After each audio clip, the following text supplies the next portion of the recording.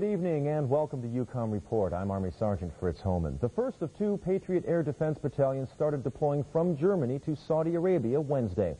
The units will be in position to defend against possible Iraqi Scud attack if President Bush decides to deploy air power back into Saudi Arabia to enforce United Nations resolutions in Iraq. 3 batteries of the 1st of the 7th Air Defense Artillery Battalion and its organic maintenance unit from Kaiserslautern left Rhein-Main Air Base on C-5A Galaxies bound for Saudi Arabia. 690 troops make up a typical Patriot battalion, and they began loading Wednesday morning as they awaited takeoff.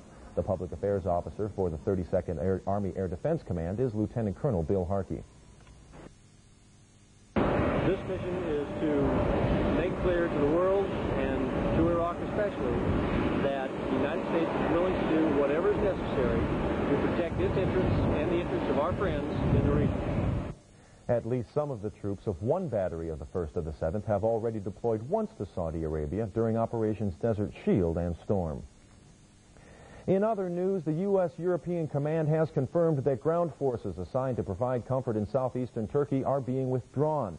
EUCOM also reports that the Allied coalition is reconfiguring its forces by increasing the capability of its air forces based at Incirlik Air Base in Turkey. U.S. Air Force F-111s are being assigned to the base to make it clear to Iraq that repressive actions against Iraqi citizens will not be tolerated.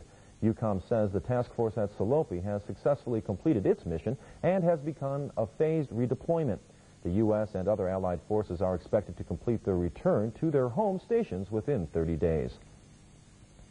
Well, the first of many farewell ceremonies for the 1st Armored Division took place at Bismarck Kaserne in Katterbach. Specialist Keith Joyner reports the 1st Squadron, 1st Cavalry, 1st Regiment of Dragoons received 2 streamers for its actions in Southwest Asia and was visited by a special ex-Cav commander. Amino et Fidei, courageous and faithful. That's the slogan and the character that has marked the 1st Cavalry Regiment since 1833. During the ceremony, its rich history was reflected on from the time it stood security on the Santa Fe Trail to the Civil War, World War II, and Vietnam, to name a few. 1st AD's commander, Major General William Boyce, and the CAV's 89th commander, Lieutenant Colonel William Reese, decorated the CAV colors with 2 more streamers of history for its contributions in Southwest Asia during Operations Desert Shield and Storm. The CAV's commander said the day ranked right up there with the day the wall fell and the day the unit left for Saudi before Christmas last year. Reese also said the move from Ansbach was also a victory for the unit because of its selfless effort to the cause of freedom and peace. Former 1st Cavalry Commander, now USARA Commander, General Crosby E. Saint, was also there to bid farewell to the unit. And at a reception after the ceremony, he was given the honors of cutting the cake, Cav style. It's not yet known where the Cav is headed, but what is sure is the proud history it leaves behind. In Katterbach, for the 1st Armored Division